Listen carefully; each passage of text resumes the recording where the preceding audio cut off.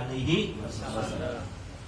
Tapi bukan berarti pengganti kenabian, bukan, karena tidak ada nabi selain nabi, tidak ada nabi sesudah Nabi Muhammad. Jadi sebagai khalifah artinya pengganti Rasulullah, yaitu mengurusi umat, mengurusi negara, mengurusi hukum-hukum. Makanya mendapatkan julukan Khalifah Rasulullah. Itu Sayyidina Abu Bakar Siddiq menjabat sebagai khalifah 2 tahun. Ketika itu umur 2 tahun, setelah itu beliau meninggal dunia. Beliau meninggal dunia umur 63 tahun. Sayyidina Abu Bakar. Sayyidina Abu Bakar 63 tahun. Beliau meninggal usia umur 63 tahun. Artinya umur beliau dengan Rasulullah SAW ini terpaut 2 tahun. Rasul lebih tua 2 tahun daripada Sayyidina Abu Bakar. Mendapatkan julukan As-Siddiq. Apa arti As-Siddiq? Orang yang betul-betul tulus. Orang betul-betul tulus percaya kepada Nabi Muhammad SAW. Dan Sayyidina Abu Bakar Siddiq inilah yang pertama masuk Islam. Jadi sahabat dari kalangan tua, dari laki-laki, yang pertama masuk Islam itu yaitu Sayyidina Abu Bakar Siddiq. Manakala dulu orang-orang banyak meragukan tentang peristiwa Isra wal Mi'raj, mereka meragukan apa iya Isra wal Mi'raj, Isra perjalanan dari kota Mekah ke Palestina selama cuma setengah malam doang, sedangkan pakai onta pulang balik 1 bulan. Manakala orang banyak meragukan cerita Nabi Muhammad SAW, bahkan banyak yang murtad pada saat itu, yang Allah katakan itu sebagai ujian bagi manusia pada saat itu. Di dalam surat Al-Isra ayat 60 Allah katakan, wa ma ja'alna ru'yal lati araynaka illa fitnatan linnas. Dan tidaklah kami jadikan, kata Allah, peristiwa ar-ru'yah. Maksudnya peristiwa ar-ru'yah, peristiwa dari Isra wal Mi'raj. Araynaka, yang telah kami perlihatkan kepada kau ya Muhammad, illa fitnatan linnas, melainkan fitnah bagi manusia. Ada orang yang imannya lemah, terus termakan dengan isu-isu orang kafir Quraisy, termakan dengan isu Abu Jahal, Abu Lahab, ini gak masuk di akal, banyak orang yang menjadi murtad. Tapi ketika saat itu Sayyidina Abu Bakar Siddiq tampil orang yang betul-betul dipercaya, betul-betul orang yang percaya dengan peristiwa tersebut tanpa ada keraguan sedikit pun. Makanya ketika Abu Jahal datang kepada Sayyidina Abu Bakar Siddiq, Abu Jahal mengatakan, ya Abu Bakrin, kau punya kawan, kau punya teman, Muhammad telah mengarang cerita. Itu gak masuk di akal. Dia bercerita melakukan perjalanan cuma setengah malam dari Masjidil Haram ke Palestina, Masjidil Aqsa. Padahal naik unta aja pulang pergi itu 1 bulan. Ini yang mana yang benar nih? Ini artinya kau punya sahabat Muhammad udah ngawur, kata Abu Jahal kalau bahasa kita. Engkau orang pintar wahai Abu Bakar, kau orang pintar, pakai akal sehatmu. Mana iya bisa melakukan perjalanan setengah malam? Artinya Abu Jahal sedang memprovokasi Sayyidina Abu Bakar Siddiq supaya tidak percaya dengan peristiwa Isra wal Mi'raj yang dilakukan oleh Nabi Muhammad sallallahu alaihi wasallam. Tapi waktu itu Sayyidina Abu Bakar jawab dengan spontan, gak pakai mikir dulu. Gak pakai mikir, oh iya, coba saya pikir-pikir dulu ya, apa iya, enggak. Tapi Sayyidina Abu Bakar yaitu langsung menjawab dengan spontan, mengatakan, wallahi lau qala Muhammadun abada min dzalik la sadaqtu. Sayyidina Abu Bakar mengatakan, demi Allah, andai kata Rasulullah Nabi Muhammad SAW berkata, bercerita lebih hebat lagi dari peristiwa tersebut, andai kata Rasulullah SAW bercerita lebih hebat lagi, lebih gak masuk akal lagi dari peristiwa tersebut, selama Nabi Muhammad yang mengatakan wallahi la sadaqtu, pasti aku akan membenarkannya. Makanya ketika itu mendatangkan gelar, itu gelar As-Siddiq. Sayyidina Abu Bakar Siddiq menjadi khalifah selama 2 tahun, akhir meninggal dunia, digantikan tampil oleh yaitu Umar bin Khattab radhiyallahu taala anhu. Ini Sayyidina Umar, seorang khalifah, dan dia masuk Islam juga nggak awal masuk Islam. Bahkan Sayyidina Umar itu sebelum masuk Islam terkenal dengan seorang yang ahli bulat, demen berantem. Bahkan dia betul-betul dulu memusuhi Nabi Muhammad SAW. Bahkan ketika dia masuk ke rumahnya dapat kabar adiknya yang bernama adik perempuan dari Sayyidina Umar, ya, dan suaminya sudah masuk Islam. Dia marah betul Sayyidina Umar pada saat itu.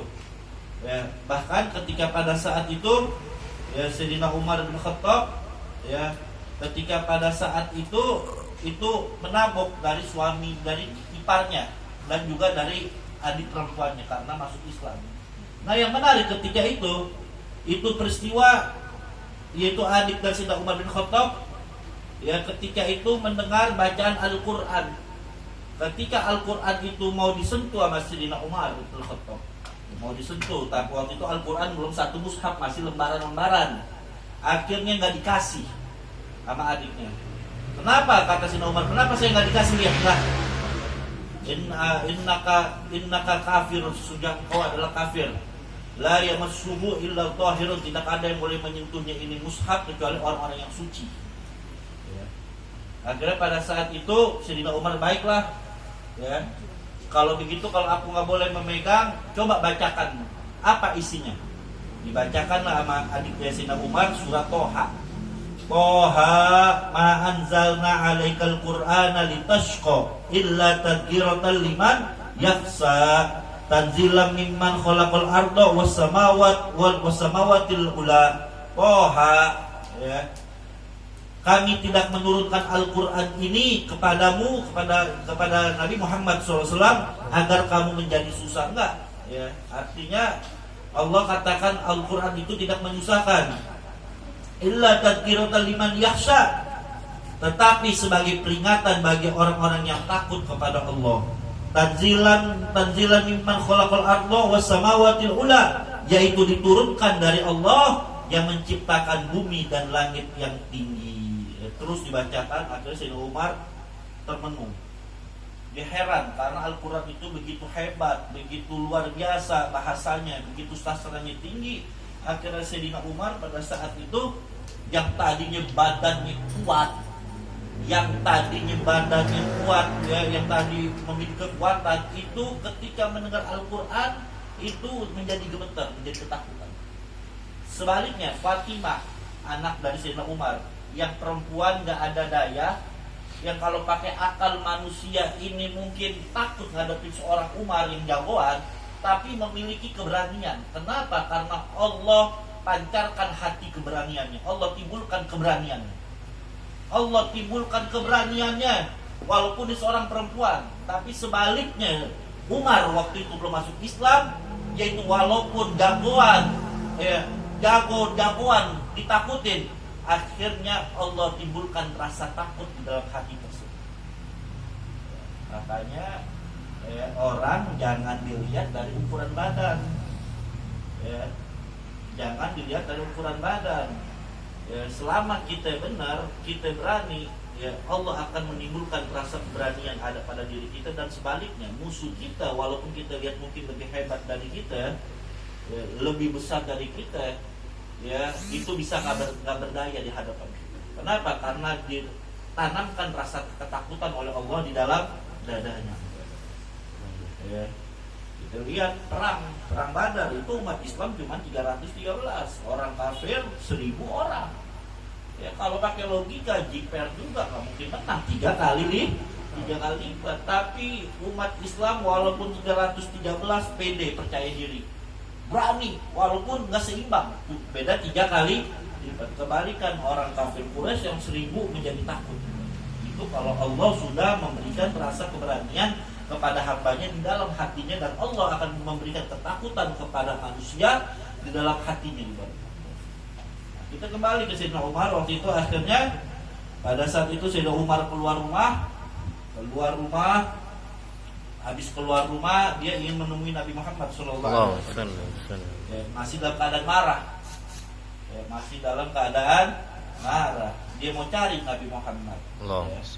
Akhirnya ketika dia mau mencari, ya, ketika pada saat itu, ya, dia mau mencari Nabi Muhammad. Ya. Ketika itu Nabi Muhammad SAW dan bersama beberapa para sahabatnya ada di rumah, yaitu Arqam bin Abi Al-Arqam. Itu yaitu suatu tempat yang dimana umat Islam masih sedikit, dakwah masih sembunyi. Akhirnya diketoklah ya. Ketika itu pada saat itu Sayyidina Umar ngetok, ditanya sama salah seorang sahabat ya. Akhirnya waktu itu yang maju Sayyidina Hamzah bin Abdul Muthalib. Ini Sayyidina Hamzah ini paman Nabi yang mendapatkan julukan Asadullah, singanya Allah ya, singa Allah, Asadullah wa Rasul, singanya Allah dan singanya Rasulullah SAW. Jagoan juga, sama-sama jagoan ya. Sayyidina Hamzah luar biasa. Kalau orang berburu itu biasa paling berburu apa, Hamzah yang diburu singanya mati, dia duel, makanya mendapatkan dulu singa padang pasir. Ketika masuk Islam menjadi julukan singa Allah Subhanahu wa ta'ala. Akhirnya Sayyidina Hamzah mengatakan, ada apa engkau Umar? Kalau engkau ingin mencari perkara ya, kita selesaikan. Kalau bahasa kita ya, engkau jangan coba-coba ganggu Rasulullah SAW, engkau akan berhadapan dengan aku. Tapi kalau engkau punya niat baik, ahlan wa sahlan, silakan. Akhirnya Sayyidina Umar ketika itu, saya nggak mau cari masalah, berantem, saya ingin menemui Nabi Muhammad SAW. Akhirnya ketika itu dia bertemu dengan Nabi Muhammad, akhirnya dia masuk Islam. Inilah doa Nabi yang dikabulkan oleh Allah Subhanahu wa ta'ala. Nabi mengatakan, Nabi berdoa, ya Allah, jadikanlah Umarain, kedua Umar ini masuk Islam salah satunya. Siapa? Yang pertama yaitu Umar bin Khattab. Yang kedua siapa? Umar yang satunya Abu Jahal. Itu namanya Umar juga tuh, dapat julukan Abu Jahal. Abu bapak, Jahal orang goblok. Bapaknya orang goblok. Ya. Nabi doakan, ya Allah, di antara kedua Umar ini mudah-mudahan salah satu ada yang masuk Islam.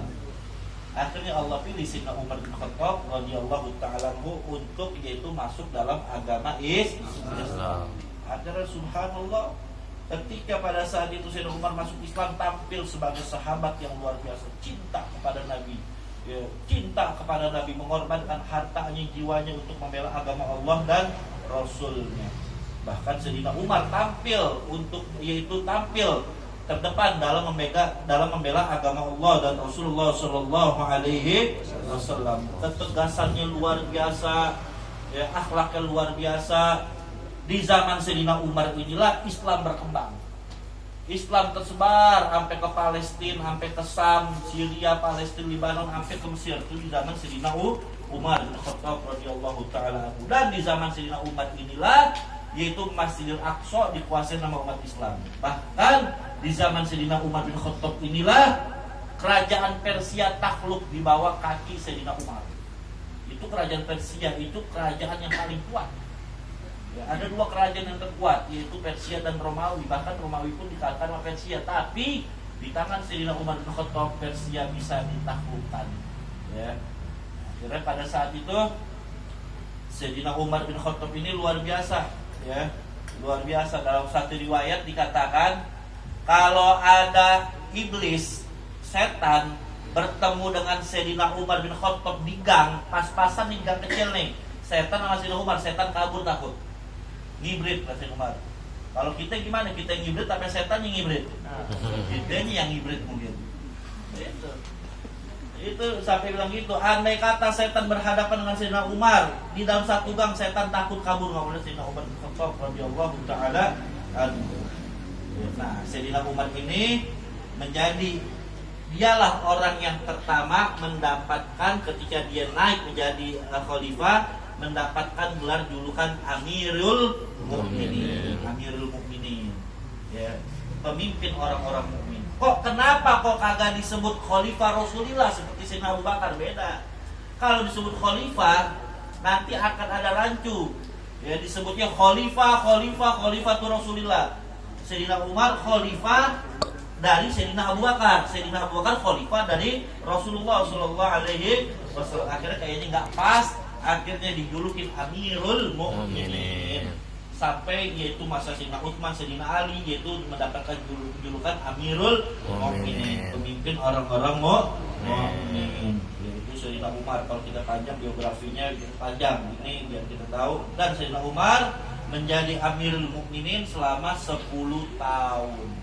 selama 10 tahun. Dan beliau meninggal umur 63, sama kayak Nabi, umur 63. Jadi antara Sayyidina Umar dengan Nabi ini kurang lebih beda 12 tahun tua Nabi. Sayyidina Umar meninggal ketika lagi sholat subuh. Ya. Ketika lagi sholat, akhirnya ada seorang Persia, yang dulu orang Persia, dia masuk Islam. Ternyata dia masih benci sama Sayyidina Umar. Kenapa? Karena dulu negaranya ditaklukkan sama Sayyidina Umar. Dia pura-pura masuk Islam, yang bernama Abu Lu'lu'. Jadi pura-pura masuk Islam. Ketika hari sholat berjamaah, Sayyidina Umar ya dituncap dengan pisau beracun dari belakang sama Abu Lu'lu'. Akhirnya Sayyidina Umar jatuh, 3 hari 4 hari meninggal dunia. Dia dimakamkan di samping Rasulullah SAW dan di samping Sayyidina Abu Bakar Siddiq radhiyallahu taala anhu. Ya, itu dari Sayyidina Umar bin Khattab yang menjabat sebagai Amirul Mukminin yaitu 10 tahun. Ketika Sayyidina Umar meninggal dunia, tampillah Sayyidina Utsman bin Affan ya, menjadi khalifah 13 tahun. Ya, 13 tahun. Sayyidina Utsman meninggal, ganti Sayyidina Ali bin Abi Thalib. Ya, Amirul Mukminin Sayyidina Ali bin Abi Thalib menjadi khalifah. Dia selama 4 tahun setengah. Jadi Sayyidina Utsman 13 tahun meninggal dunia, dibunuh lagi baca Quran. Sayyidina Ali juga dibunuh ketika mau sholat.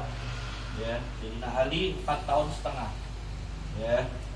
Nah, akhirnya ketika Sayyidina Ali meninggal, tampillah yang menjadi khalifah anaknya, yaitu Sayyidina Hasan bin Ali bin Abi Thalib selama 6 bulan. Ya, selama 6 bulan. Ya, kenapa kok 6 bulan? Karena Sayyidina Hasan gak mau ada perpecahan antar umat Islam, diserahkan kekuasaan kepada Muawiyah. Ya, ya. Karena ingin menjaga persatuan, okelah Sayyidina Hasan mengalah, dikasih kepada Muawiyah. Itulah luar biasa, yaitu perjuangan dari kontribusi Sayyidina Hasan bin Ali bin Abi Thalib ya bagi umat Islam. Jadi kalau ditanya ya, Khulafaur Rasyidin, pernah dengar nggak Khulafaur Rasyidin? Pernah. Itu semua jumlahnya 30 tahun. Ini percis yang Nabi katakan, al-khilafatu min ba'di 30 sanatan. Nanti kekhilafahan pemimpin ini setelah aku meninggal 30 tahun. Ya, ini salah satu mukjizat Nabi bisa tahu. Itulah al-Khulafaur Rasyidun, yaitu pemimpin yang lurus. Nabi katakan 30 tahun. Subhanallah, ternyata pas kita urutin. Sayyidina Abu Bakar 2 tahun, Sayyidina Umar 10 tahun, 12 tahun udah.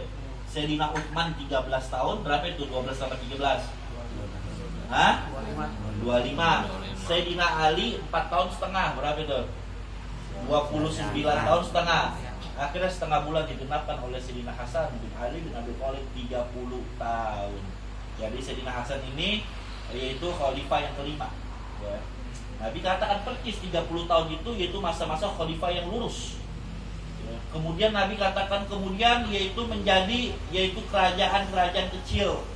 Ya, mulailah waktu itu menjadi kerajaan-kerajaan kecil yang menggigit. Artinya dalam Islam kepemimpinan itu diserahkan musyawarah, bukan sistem kerajaan. Sang bapak meninggal ganti anaknya lagi meninggal ganti anaknya, itu namanya kerajaan. Karena setelah Sayyidina Hasan meninggal, ya itu berubah lagi, bukan menjadi khalifah khilafah tapi menjadi sistem kerajaan. Itulah yang kita kenal dengan namanya Bani Umayyah, Bani Abbasiyah. Ya. Dan itu yang Nabi katakan, yaitu mulkun adud, yaitu kerajaan-kerajaan yang menggigit. Ya, di situ timbul banyak fitnah. Ya. Dan juga Nabi katakan akan muncul lagi fase yang ketiga, masa kepemimpinan kecil yang juga sangat menggigit juga. Ya, artinya nanti ini umat Islam begitu pemimpin itu setelah pasca Khalifah Rasyidin. Ya. Tapi Nabi mengatakan nanti akan timbul lagi khalifah yang lurus, khalifah yang istiqomah nanti di akhir zaman yang akan dipegang oleh keturunanku, itulah yang dikenal dengan Imam Mahdi nanti. Dan akhir zaman. Namanya Muhammad bin Abdullah Al-Mahdi. Al-Mahdi itu julukan orang yang memberikan petunjuk. Ya, karena dalam hadis Nabi mengatakan Imam Mahdi itu namanya sama seperti dengan namaku. Bapaknya sama seperti dengan bapakku. Nama Nabi Muhammad bin Abdullah. Nanti Imam Mahdi juga Muhammad bin Abdullah. Tapi zaman sekarang banyak orang ngaku-ngaku Imam Mahdi. Baru muncul dikit Imam Mahdi. malaikat Jibril, ya macam-macam dah. Habib, kapan Imam Mahdi muncul? Bukan pembahasannya di sini. Ya, nanti kita akan bahas, udah pernah kita bahas dan kita akan ulang, yaitu tentang masa-masa akhir zaman, tanda-tanda kemunculan Imam Mahdi. Itu lanjutkan kembali ke hadis Arba'in Nawawi. Di sini dikatakan innamal a'malu binniyat wa innamal likulli amrin ma nawa. Ya. Sesungguhnya amal perbuatan tergantung dengan niatnya, dan sesungguhnya setiap orang itu tergantung dilihat dari niatnya. Ya. Faman kana hijratu ilallah wa rasuli fa hijratu ilallah wa rasuli. Barang siapa yang orang yang hijrah karena Allah dan Rasulnya, maka dia mendapatkan Allah dan Rasulnya, artinya mendapatkan balasan keridhaan dari Allah dan Rasulnya. Wa man kanat hijratuhu lidunya yusibuha aw imratin yurkibuha fa hijratuhu ila ma hajar ilai. Tapi barang siapa yang dihijrah pindah ya, untuk mencari dunia semata atau untuk menikahi perempuan, maka hijrahnya itu cuma sebatas itu aja yang didapat, belum tentu dapat dari ridho Allah dan Rasulnya. Nah, ini hadis, sebab terjadinya ini hadis. Jadi kalau dalam Al-Quran itu ada namanya asbabun nuzul, sebab-sebab turunnya ayat. Dalam hadis itu asbabun wurud, sebab-sebab itu terjadinya hadis. Jadi ketika pada saat itu, ketika Nabi Muhammad memerintahkan sahabatnya untuk hijrah, meninggalkan kota Mekah ke Madinah, ini hijrah nggak main-main nih. Ya, ibarat kata kampung kita lama kita tinggalin, ya, ditinggalin. Di situ ada rumah kita tinggalin, ya. Di situ ada anak kita, istri kita. Kalau anak dan istri kita nggak mau ikut, kita tinggalin. Karena ini hijrah, ini perintah Allah yang disampaikan kepada Nabi Muhammad. Untuk apa hijrah umat muslimin pada saat itu? Untuk yaitu menyelamatkan dakwah Islam. Allah perintahkan hijrah dari kota Mekah ke Madinah karena di Madinah ada kaum Ansor yang siap bersatu untuk berjuang bersama kaum Muhajirin dan Nabi Muhammad SAW. Allah perintahkan hijrah. Ya, bayangin nih, kampungnya ditinggalin. Hijrah nggak bawa rumah. Ada orang hijrah bawa rumah? Nah, kalau bahasa kita bandenya tuh ditinggalin. Bahkan anak bininya yang nggak mau ikut ditinggalin. Ya. Semata-mata hanya untuk mencari ridho Allah dan Rasulnya. Ada seorang ya saya lupa namanya, satu riwayat, dia ini hijrah tujuannya pengen nikah, pengen kawin bahasa kita, sama Ummu Quraisy perempuannya, ya, sama Ummu Quraisy. Jadi dia hijrah pengen menikahi perempuan.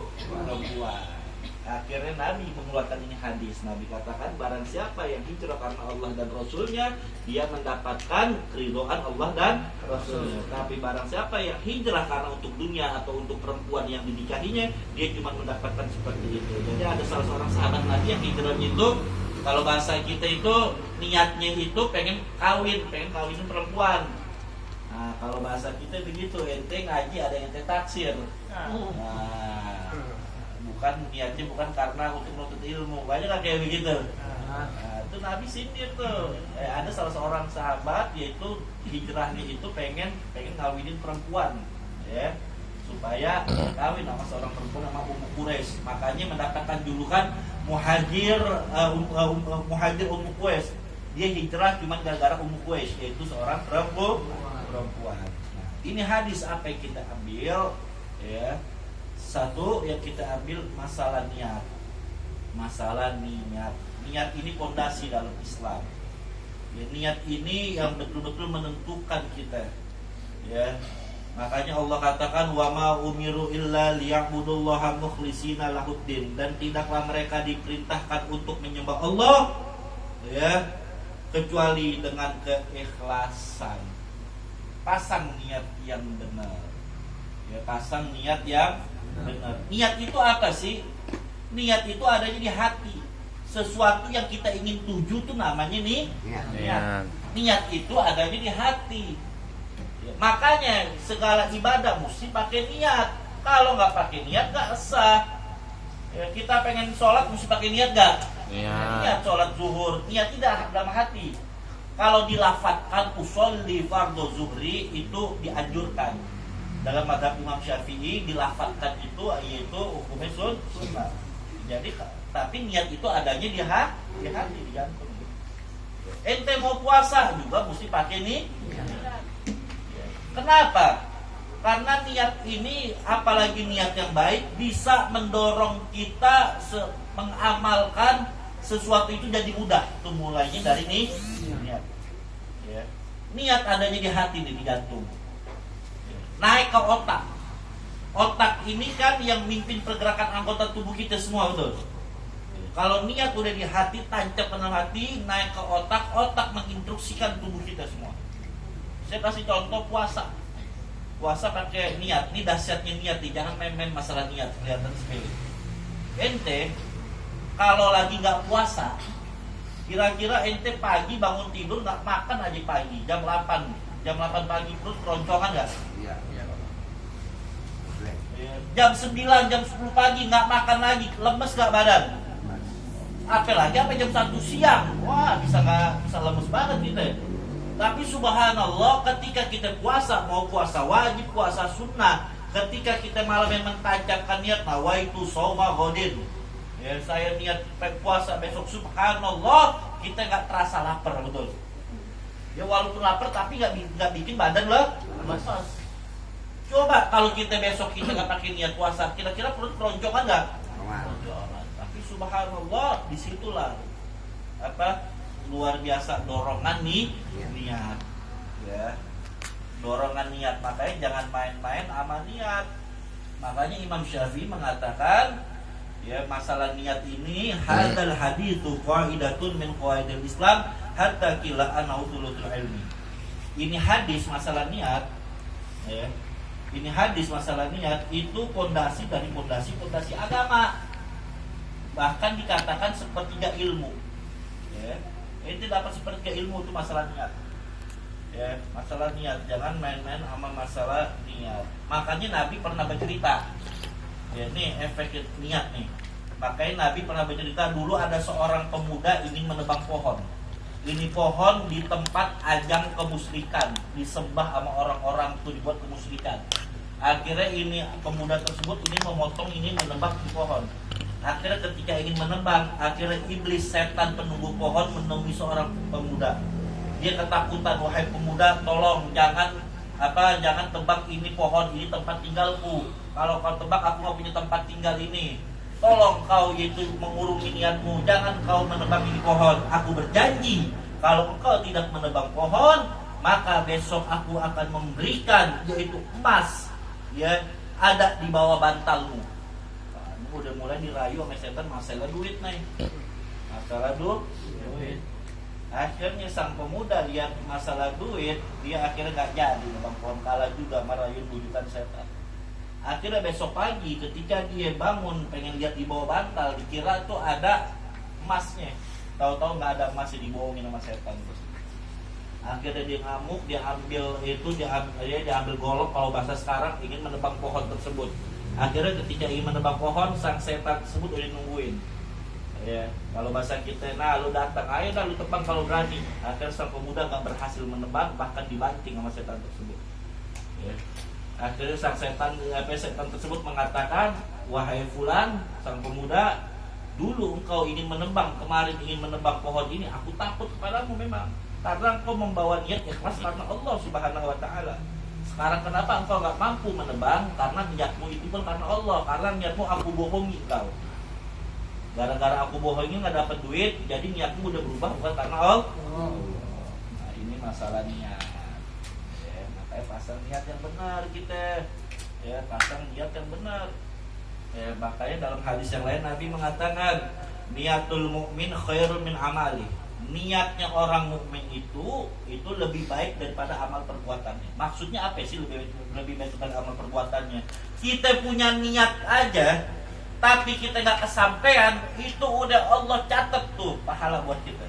Man hamma bihasanatin, barang siapa yang punya himmah, semangat, udah ada niat untuk berbuat baik, malam yakmalha, tapi dia gak sempat untuk mengerjakan tersebut, ya, kutibalah hasanatu, dicatat baginya itu kebaikan, satu kebaikan dicatat.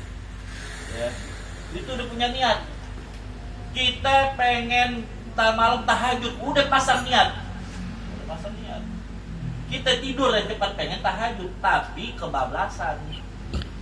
Ya, nah, itu kita udah dapat niat tuh pahala tuh, subhanallah. Ente niat mau ngaji karena Allah dan Rasulnya, tak malam anda mau datang ke majelis sabilun aja. Toto ente sakit gak jadi datang uzur. Itu udah dicatat sebagai yaitu mendapatkan pahala ngaji tuh, walaupun gak sempat datang. Tapi jangan pakai bohong, Allah Maha tahu.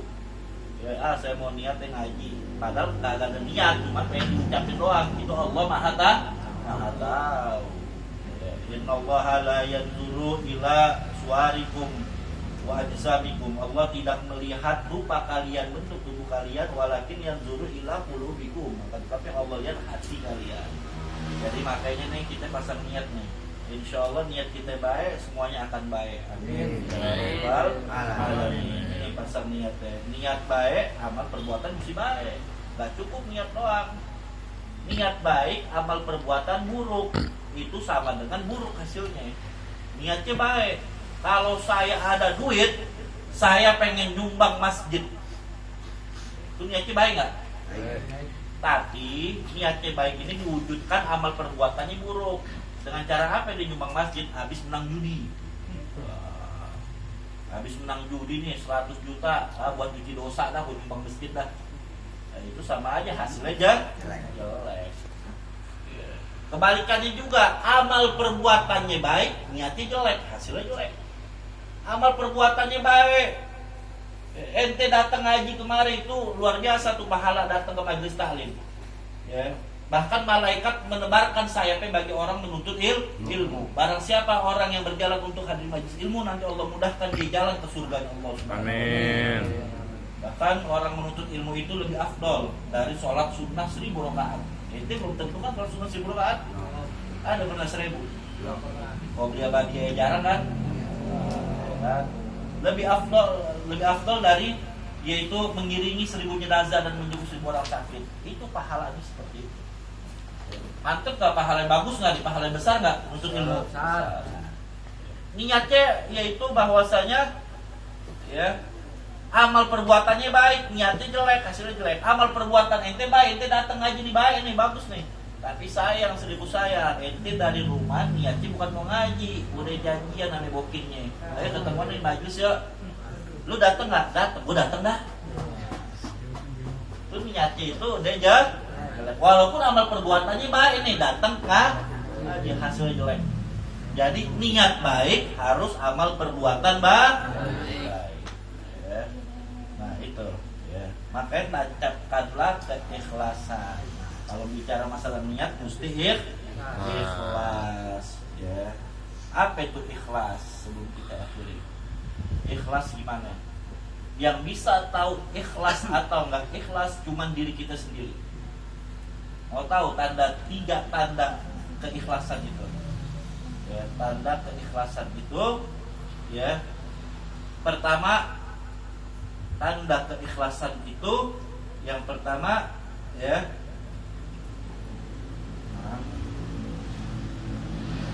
Bisa dicatat ya, tanda ikhlas itu ya, yang dikatakan oleh Al-Imam Zunnun Al-Misri ada 3 tanda ikhlas.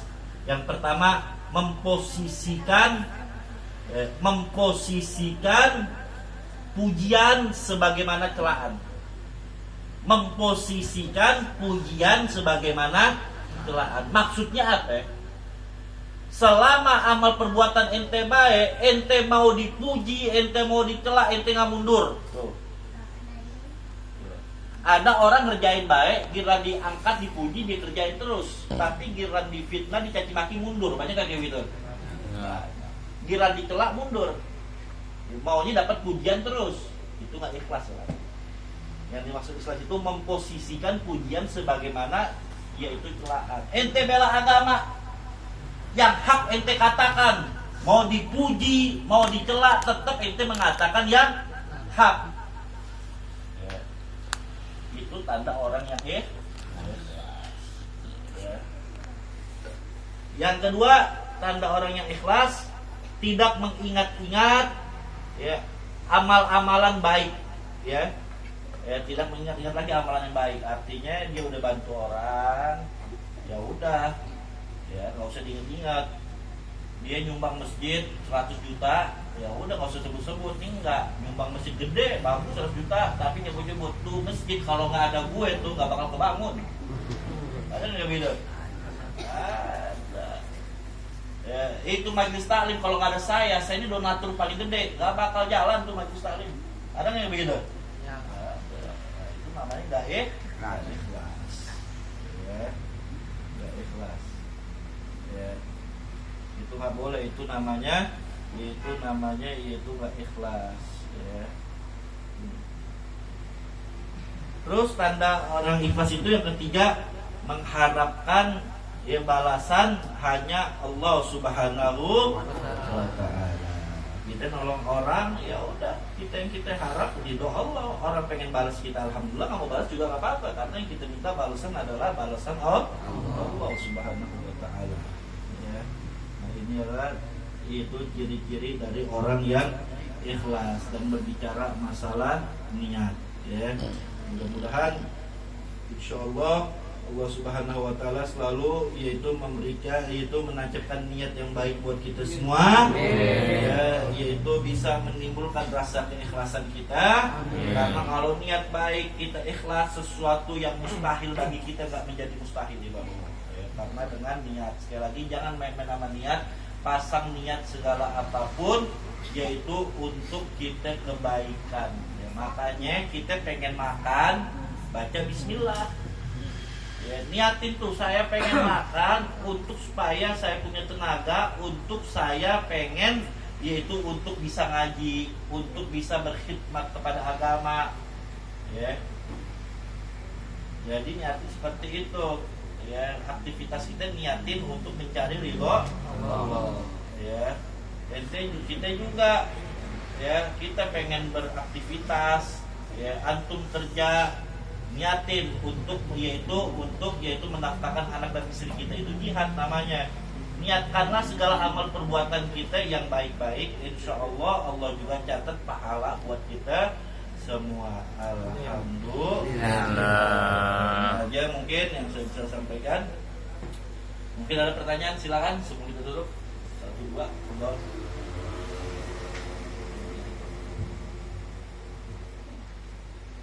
Maghrib. Ya. Kalau niat sholat ya, kan kita sendiri bisa gak niat jadi imam? Gak ada makmumnya gitu. Ya nggak bisa kan, imam itu mesti berjamaah. Nah, mesti berjamaah. Walaupun satu orang doang makmumnya itu bisa, tapi kalau nggak ada makmumnya mau berjamaah sama siapa ini? Ada, memang ada seperti itu ya, orang belakang tuh. Dianggapnya ada jin, makhluk harus ikut jadi jamaah. Ada begitu begitu. Nggak boleh. Ada lagi betul? Apa Beb? Ya. Mau nanya juga nih, biar yang lain mungkin ada yang tahu, biar tambah tahu lagi di majelis nih. Seumpama kita sholat ini sendiri, tiba-tiba adalah orang yang menyusul di rakaat yang kedua, mungkin menepuk untuk jadi jamaah. Nah itu bagaimana Beb? Dengan awalannya kan kita niatnya sendiri. Ya itu nggak apa-apa lah. Oh itu nggak apa-apa. Ya, dan yang ngikutin niatnya makmuman. Oh. Ya insya Allah nanti kita juga akan belajar fikih penting. Ya. Jadi malam Sabtu pertama Arba'in Nawawiyah, besok malam Sabtu kedua ketiga kita ngaji fikih ini karena penting, yaitu menyangkut masalah ibadah kita kepada Allah Subhanahu wa Ta'ala. Dan Jumat keempat baru ngaji akidah, insya Allah semua ilmu kita akan dapat semua. Amin. Amin. Lagi silakan.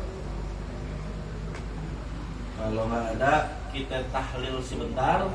Ya, karena ini bertepatan dengan haul dari Al-Imam Al-Qutub Habib Abu Bakar bin Muhammad As-Segaf, Gresik. Biasa kita tiap tahun kita berangkat ke Gresik nih, tapi karena di sana nggak mengadakan haul karena situasi kondisi nggak memungkinkan, yaitu pandemi yaitu virus corona dan sebagainya. Dan mudah-mudahan insya Allah niat kita udah sampai. Amin. Mendapatkan keberkahan dari Habib Abu Bakar bin Muhammad As-Segaf. Insya Allah. Mari kita baca tahlil dengan niat untuk Sohibul Haul dan untuk keluarga kita semua. Wala Rasulullah sallallahu alaihi wasallam, afdalu dzikri fa'lam annahu la ilaha illallah, la ilaha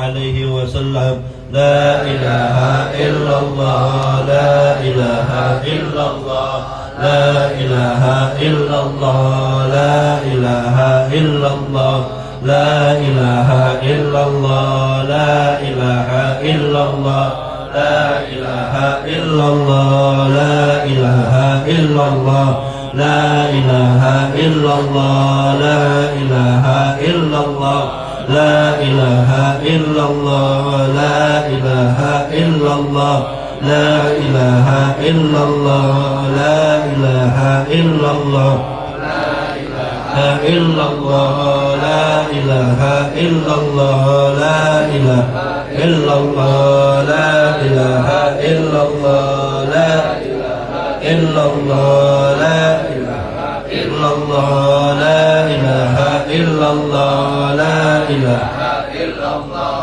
لا إله إلا الله لا إله إلا الله لا إله إلا الله لا إلا الله لا إله إلا الله لا إله إلا الله لا إله إلا الله لا إله إلا الله لا إله إلا الله لا إله إلا الله لا إله إلا الله لا إله إلا الله لا إله إلا الله لا إله إلا الله لا إله إلا الله لا الله لا إله إلا الله لا إله إلا الله